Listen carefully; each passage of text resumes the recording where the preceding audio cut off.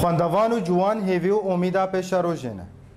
دناوا 5 سالن بوری دا چارنویسا خواندوان و جوان کردن روژاوا هاتب و قید کرن و پاشگوه کرن. و هیوی انوا هاتب و پاش خستن. لپشتی شورش سوری دست بکر هیوی انوا جاردین و وژن بو. و به دهان ریخستن و دستگاه جبو جوانا هاتن آوا کرن. یک جریخستن گوهاتین آوا کرن یکیتیا خواندوان و جوان دموکرات کردستان روش آوا گونها میوانداریا سکرتر و یکیتیا کریه دکتر هجار حسن. دکتر تو بخیر هاتی. دکتر پرسامنا یکم لسر آوای دامزراندنا اوی یکیتیه و کسین گو آوا کرین و مبستا واج آوا کرنا اوی یکیتیه. سپیکس بخیر هاتنا ودکن برنامه آرک برنامجی حفی بین سپاسیا ودکم بو آموده بونا والویده دریا کانال ورا استخوازم پیروز باهیه لحمو اندام یکیتیا خواندوان و جوان دموکراتی کردستانی روژ آوا بکم به هالکفتا بورینا در باسبونا سالگی سردام مزراندناوی 11 حیوانها 2013 دا ما قریبو ام وکا 86 کس جخورد و کج و خواندوان روژ آوا ام الهبدو بجبن و ما قریبو ام کنگره کلدار بخن ده 7 حیوان هذا حتى 11 حیوان ها و پیکانین و آوا کرنا رخصتنا یکیتیا خواندوان و جوان دموکراتی کردستانی روژ آوا. دکتر د پیواژو سالا کی ده لسر دامزراندنا اوی یکیتیه ده چه گاون گرینگ هوا آوتنا درباره کار و خبات جبوی خواندوان و جوانا طیباتی لروجاوای کردستان. بله او طبعا آوا کرنا وی یکیتیاها اكيد سر ارمانجنا يعني اف 86 كسي هنا او لف جبيابون متفق بون هزرو بيري واني زيكي هبون باوريا و بتشنا دهات بارمانجنا دهات طبعا او ارمانجي ازنابج متى بلكي اور مانجي مدانا بيشيا 500 صدي بك يعني بس اسكارم اشترى تكسبكم انه كل صدي ما اجواء ارمانجا بيك انيا بهتري وانا يا يكمين يعني اف زبيجن بلكي يكمين جارد روجا افادجي او تشتي افاكرن وك ريخستنك با ارمانجا او جي باراستنا ما في جوانا باراستنا ما في خندوانا دروجا افادا وكون زانن يعني جدسبيكا شورشيفا و او روشا خراب ياغو بسر سوري بتبعي هاتي وتيبتي سر روجا افاي كردستان دهاتي قالك ام بيجن نفشك گلکی تمنی خوی هستیار دا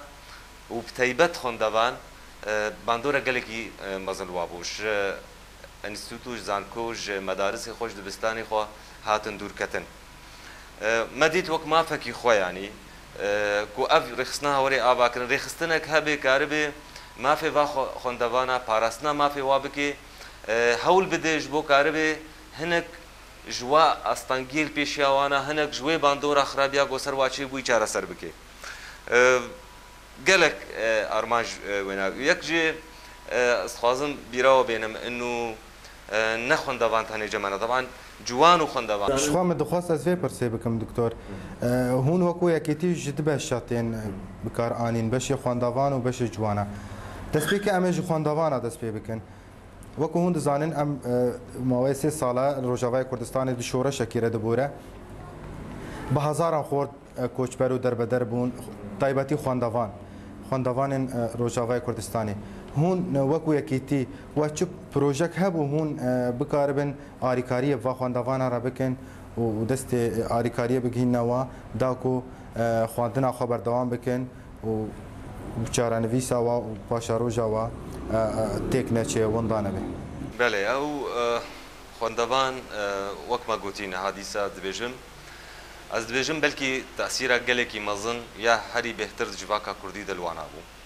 جبر هند زانن يعني أملاتي كرد ج حز يعني قلقي ج فيل كرني ش خواندني قلق حز دكن و gelekî bav û kalêma û gelekî pêwîstî û giringî dana meselê xwendinê ji dîrokê vewta heta niha. Ez karim bêjme te belkî li gorî ew rewşa perîşanî û hejarî ya got hûn dizanin debera me çawa tê de cî bes bav û dê va xwendevanê ha yanî karî bûn ji xwîna xwe ji hedana xwe bes hemûyî bikin xizmeta û zarokê we xwendevan derkevin. Ev rewşa wa piştî hat me dît û gelek xwendevan ji yê gul Şamê dixwend, yê gul Laskiyê dixwend, yê gul bajarên din dervî herêma Cezîrê û Rojava dixwendin. Ji xwendina xwe qut bûn, yê sala yekê bû, yê sala dwa bû, yê sala sêya bû. Teesîra wê gelek mezin bû. Çil xwendekara bixwe û çil bav û diyê wan yê got teva xwe werdîtibû. Bi rastî em bêjin me wek proje li pêşiya xwe danî bû, heta niha jî em ser berdewamin. Em karibin meselê tezcîla wana ew ewraqê got teqdîm û tewqîf û ev sekinandina xwendinê li camiyê wa em karibin bêgo ji ber astangiyê godirê de çê dibin wekû dizanin û Rojava ji gelek aliya ve dorpêçkiriye û meselê herekatê ev em bêjin ev grûpê tundrew wana me xwest ji bo em wê çûn û hatinê li wana biparêzin ji wê alî ve me xwest em karî bû em ji wara tewqîf dîrasî çê bikin tezcîla wa bikin yek we bixwazê me karî bû deverna da em محاضرات وەک ژوارە تەمین بکەین مەکاری بوو مەکاتبنا وەک پەیوەندیە مەکاتبێ تەژینێ وەنار بکنش بۆ ئاریکاریە یەک گودرەیە مەبهەرێ ئاریکاریەوە بکەن ئەفسەر مستەوا جامعاتە بەسەر مستەوا دبستانە ئێگو ئەم بێژن وەکو دزانن ئەندامێ ما ژیە 14 ساڵی یان یەکەم بێژن سەفێ هەفتا حتا بەکەلوریا جەمەژی هەنا ئەوژی دبستانێ دەڤەرێدا مەکاری بوو ژوارە gelek دەورێ منهاج و ئەم بێژن یێ تەقویە ژوارە چێ بکەن چ پۆلا سەفێن هابێ یان ئەم بێژن بەکەلۆریا بێ ئەس تەخمینا مدە بەلکی هژمار دقیق جمع نینە بەس بەلکی ئەدبێژن مەدۆر چلی حتا پێنجی دەوری دەبەرێ جودا جودا مەل ڕۆژ ئاوا ژوارە چێک دابینکردنە مەکاری بوو دەڤەرنادا ئاریکاریا دبستانە بکەن مەکاری بۆ ئەم تێکلیە مامۆستێ دبستانە بکەن ئەم چکار بن چ دکتۆر لەسەر ڕەوشە خوێندەوانین گۆ ئیساڵ باوەڕنامە سەفێ دۆزدەی خلاصکردین وا پرۆژەک ji بۆی وا هەیە ئیساڵ بۆ هوین ئاریکاریا وا بکەن نەبوو ئیساڵ تەنێژی یعنی پارژی مە هەوڵدام کاربن ئاریکاریە بوارە بکەن بهتر ئەز ڕاستی بێژم ئەنو پەیوەندیە مەل هەرێما کوردستانێ مەکاری بوو وەکو دزانن لەقەک مەلور هەیە فەرعەک مەلور هەیە و وەکو دزانن هەندێ مەکتەب سکرتاریا دەژی مەکتەب علاقات هەیە پەیوەندیە دەربە هەیە مەکاری بوو ئەم بگهێشنە وەک ئەم بێژن وزارەتە خوێندنا بلند لە کوردستانی مەکاری بۆ خە بگەهێنن وەفدەک ئەم بگەهێنن بەرلەمانی هەرێما کوردستانی مەکاری بۆ ئەم بگەهێن gelek cihaj بۆ ڕەوشە خوێندەکاری خۆی خوێندەوانی خۆی بوو بەکلوری خلاصکردن ئەم کار بدوێ ئەسکارم بژمە تا پار ینی ساڵا بهوری مەکاری بۆ حتا 3500 خوێندەکار ئێگۆ بەکەلوریا و ئێگۆ غیری بەکەلوریا ئێگۆ نەقل خۆستن خۆ بنەقلێنن جامعاتێ وێدی هەرن وێدی مەکاری بوو ئەم وابسجلێن بەس ئەز ڕاستی بێژمتە بەلکی ئەو دەرفەت نەبوو یعنی مەنکاری بوو هەلویستەوە لەشکریە نەچار یا گۆ کانتۆنا جەزیرێ ڕاگەهاندی بەرەمبەر وان خۆرت و جوانن یەن ڕۆژاوای کوردستانی هەلویستەوەش vê biryara hanê ticaran nebûye di dîrokê da leşkeriya neçar di dema şoreşa de bê yani tiştê em zanin di şoreşa de karekî xwebex e karekî di hikûmetek منتخب yani hatiye demokratî hatiye intixab kirin behweriya milet bûê hikûmeta hena heye dikarê hingî leşkeriya neçar yan bes di zerfê em tê de diborîn yani em karin bêjin pêncî sedî ciwanê Kurda ji Rojava derketibûn piştî ev biryara ha derket بريارك كان واضحة يعني نزل على اب وهاري كودي وتشاوا بكي ويعني تشتك نزل على جبورجي ادبجم وك قابادي جي مقول نيكريزيا ونيكرنا قوتارا سياسي يا كردي دروج آبادا يا قودا باش بودنا برا دا انجمانا دا ابينا قالك تأثير اخو الجوانا كرجبر عندك نزل على دي خويا كرم وقت بو اب عند نزل على بالتاكيد اب جواني هانا ويل باشروجك خويا خوش بقرن و دركبن يعني بلكي از بيجم بهوريام ببريارك سياسيين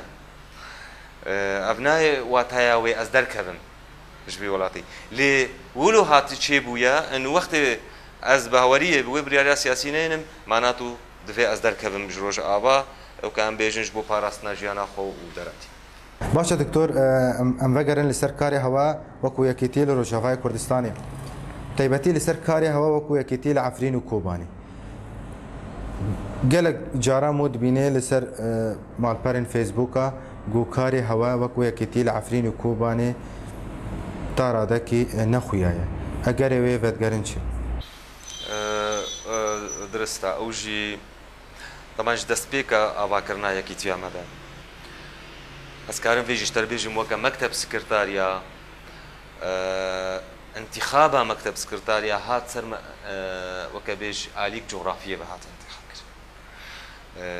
وەکە ئەسکارم چلۆ یانی شتەرە بێ بێژم مەکتەبا سکرتاریا ژ عەفرین هەنا ژ کۆبانê هەنا ژ دەڤەرێدی هەنا مخابن او ظرفي جو دمك دريج عفرين كتدا يعني حتى اسكارم بيجم قالك ظرفي ويدي جوارتر بوش حريما جزيريش دور بيشكرنا واسكارم بيجمتا اب وكون زانن اب 2 ساله هون دراغ هاندني دا كارد كرو هون زانن ويتشتهانا يعني اب 2 ساله عفرين قالكي روشاوي خرابو چد هندرو دجيف چه احبر دوري بيش بولوجي چونو هاتن زحمتا يعني ام هر نور چه بکن دویت سینوری ترکی در واسپی و تجارت کدی سینوری ترکی يعني قالك روش خرابه چونو هاتني واتصالات وانا دا اللي اسكارم بجمت دمك نيزيك دا دمك نيزيك دا ويوري اعلان كرن ابا كرنا فرع عمل عفريني والكوبانيجي يعني اسكارم بجمت محك دينا يعني هيفك دينا بهوراندن وري أباكرن از دبيجم إنه كما سيمت كوباني وعفريني دهنا بس إن شاء الله ويشارة سربه دمك قالك نيز وكو يكيتيا خواندافانا و بشك يكيتيا لدولة لبنان وأباكر تشد كاريش مرة للسرفي بشي بجي كاري ويتشبه لبنان قالك خواندكار وجوان كردار ودي هنا جبري شورشي بيجي قالك الوران يعني ما تزاني انه قالك خوندبان جبو بريخستنا كاري وا يعني جبو بريخستنا كاري وا جبو ام كاربن وك ارمان جنوا بيك بينن باراستنا ما في وابكن ما بيونديه خوا بخوندوان و جواني مي كرد لبنان را مدكاري ناوچكي ابا بكن او ناوچي علاقتها بفرع ما بلقي ما شاميره او دكاري باريكاريا طبعا قالك خورد وجواني ما وخندباني ما الويدي قريبون كون فرنسي خلدار بخن وقريبون ابا جمع لبنان قالك مهمه جمع لبنان وقت ما قلتي بلكي بهزاره خندبان وجواني خلدار بنانا جبو باراسنا ما في واجبو اريكاري بوارا مدكاري بولودي أواكن واسكارم فيناجي بيجم إنه دمك نزيك دا لأوروبا جي ولتركيا جي دمك نزيك دا أمريكا ربن لورجي ريخستني خو أبا بكن ريخستني يكي تياخون دبان وجوان بله تماشاوان هجا نافبركي كنو أمي جارديل وفقر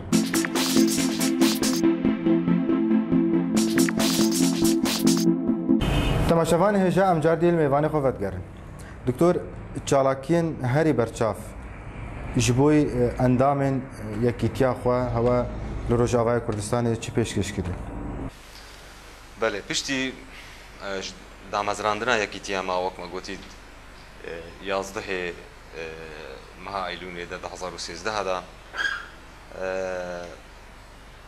ما بهتر دسبيكا ويدا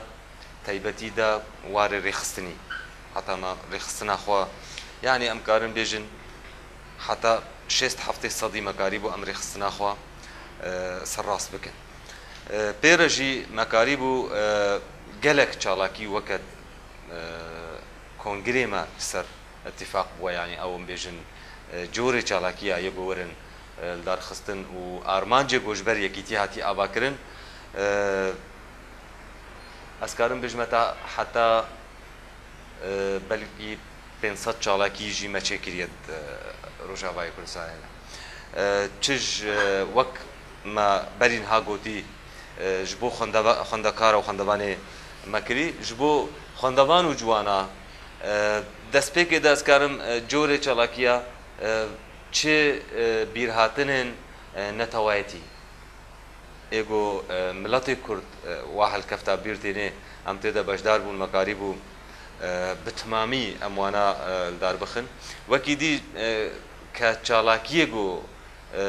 ملدار خستی گلک جوره واهانا چه ورزشی بن چه هنری بن چه خول فیرکرنه بن چه خول فیرکرنه ام بیجن خواندوانا یه ساغلمیه یه جبو کچکا جبو جنا یه دروتنه یه یعنی چه تشتی گو گریدان آوی جوانا بهایا و بجواکا کردی تایبتی بهایا مکاریبو الدبر اموانا بیگ بینن و تان هاجی چالاکی ما یعنی بردوامن سکارم ها بجمتا وکا ایوان برونشتینا چالاکی کما گلکی مزن هایا اوجی جوره ورزشن یه فوتبولنا سه تیم دبرا علیان کاری نها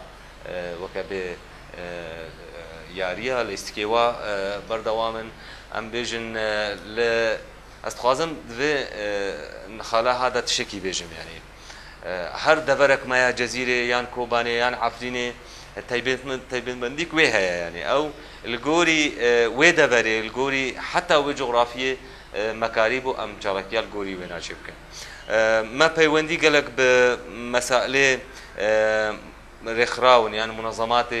دزجه سيفيل يجو هنا بري دروج آبادا يه ناب دولتينا يدينا مكاريبو ام اريكاريا وانا ام كاربن خول درچونا فكرنا تشاوات حوالي ما يان جوان ما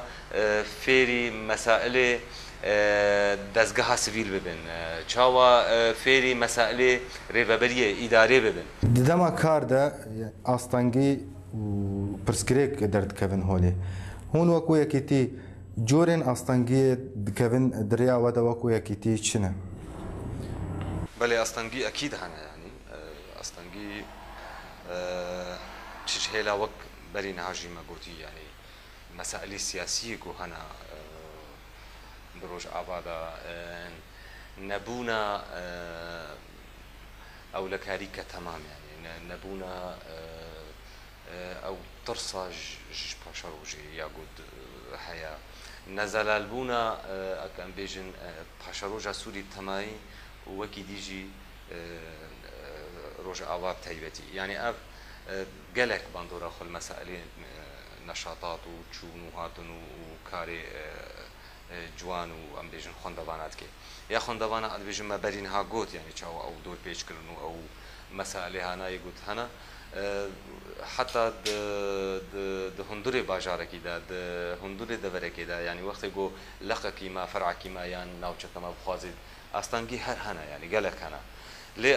ان شاء الله ام بیجن اوجی گریدایا بمسائل چاره سرکردن مسائل سیاسی دروش آباده استخوازم فيجي بيجم دفي خاله هنا ده يعني أفكرنا بروجكت وقفي كيتيا ما يخصنا هنا أو بهتر أسكارم بيجمتا أو نا د مفاياوي وأرمانجيوي و د دما جو أو لكاريك حبي د سوري تمامي دو دروش أبدا و بهتر كاربي باراستنا ما في جوانا بكي باراستنا ما في خندوانا بكي البلاس خوازم تشكي ديجي بيجم انه ئەو تایبەتیە ڕێخستنامە یاگۆ سەر هاتی ئاواکردن ئەوە ئنو يعني مفهوم متبادلة شاوا انه ام قاربن طاقات جوان وخندواني خوا ام قاربن برهب بكن خدمتا برزغريكا نتويا كردشي جهيلا دي وجي علي دي انه ام قاربن ام شاوا اريكاريا واجوان وخندوانا بك يعني نبس انه اسكاربم وس وطاقاتا هما اسكون بكم بس اتشكي ندم جواني اتشكي ندم خندواني اف قلق تجارب دبينا تشيبونجي بس بسر نكد اما ام تخازن بدنو بستين يعني ام قاربن اريكاريا جوانا بكن ام قاربن يعني از بيجم انه وقت ما قلتي جيجيه 14 سالي بمرايا حتى 4 سال اب بخوا اصلا بيك شاوا انه ام بيجن 14 حتى 18 بيرو هزرك وياها فكرك وياها چالاكي وي داخوازي وي جدانا جيبو 20 سال وباني دا حتى 6 سال دي يعني حتى دراري بولي خوندني ام بيجن ج صفي حتى صفينها برنجكي امبير دبستين ج نها حتى بكالوريا رنجك دي كوليجا زانكو دا برنجك دي اف دهيليغو جدابون يانجي كبيجن تنوع كار وشالاكيه مدهالي وام بيجن ان شاء الله جبرتش از بيجن د پاشاروجه د جبرګو ما بنګه وي يعني ما بستا ما ارمان جما بنګه دزګه سيفيل بريكوبيك دينن ج نفشي وريره يعني ام طبعا جيش شهنازيه جما او هشتي وشش كس اوي اماده بون دامزراندنا بي يكيتي اماده انه او راستينا بي اي كبيديرو كده يعني او يكمين جاره يكيتي في جوري هافيرنگه هانا تي اباكن دروجاوي كردستاني دا و از راستی بجم لگوری ام بینن لگوری ام پیوندیه به چه رخصتنی سیاسی رد کنیان ام به منظمات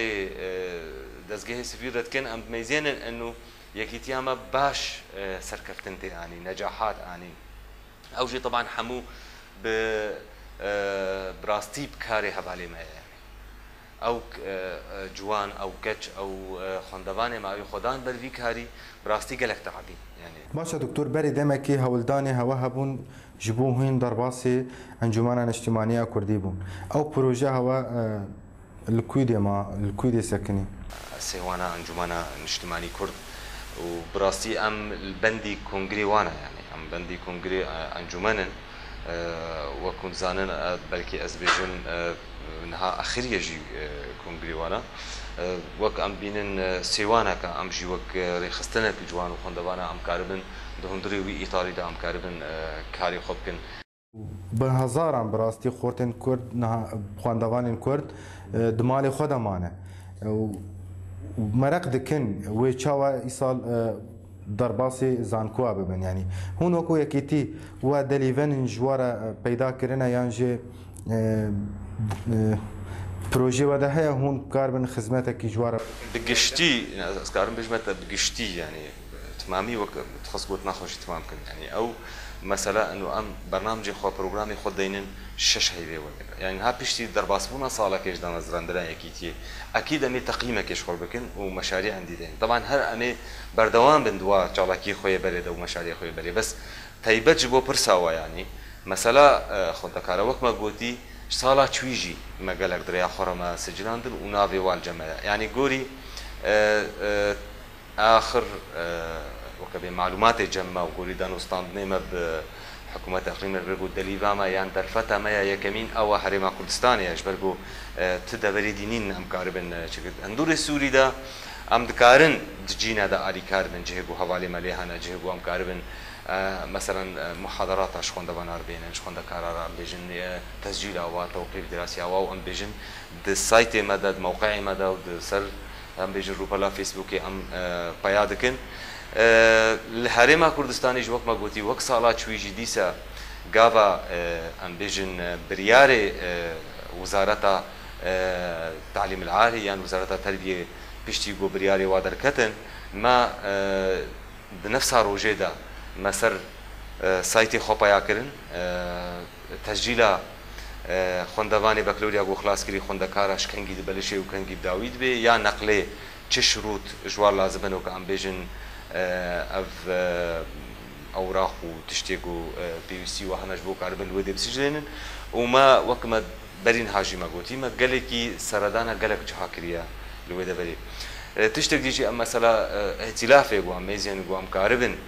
دور دجی آریکاریا خوندوانی خوب بکن ام ان شاء الله تقصیر نکن یعنی ام بردوام سر مثلا سر بهتر سر خوندوانات شغلن یا دیجی عام بگشتیجی چالاکی ما هر وی بردوام بن چه دواره ورزشی دبی چه دواره هنری دبن چه دواره فکرنی دبن چه دواره یعنی چه تشتیگو جدستی موریگو وکه یکیتی بیرو باوری ما به هنا ام به چکم دیسجی از دبیجم وکه دست بیکی آواکرنا یکیتی ما سر ربازه کولو حالو پیروز و طبعا جه شهنازیه انو امجی تفروجی دخاتنا دامازراندن یکیتی هم دفروجی دهاتی دامازراندن و ام تخوازن بیجن انو امی بردوام بین و ان شاء الله افصالك تجربه و الجوري ام دينين ما نجاحات دانين وان شاء الله امي بهتر محاوله بكن انه نجاحاتنا بهتر بينن وام قاربن تجربه با دعم ميلسر روش آبا و چه دورا کرد لیهانا و چه دورا گو خورد و خاندوانی کرد لیهانا و زور سپاس شد. تماشاوان هجاب ویرنگی ام گهان داویا خلق خواج هف پیوینا آرکه هویدارم بدله و به بمینن دخیر و خوشید.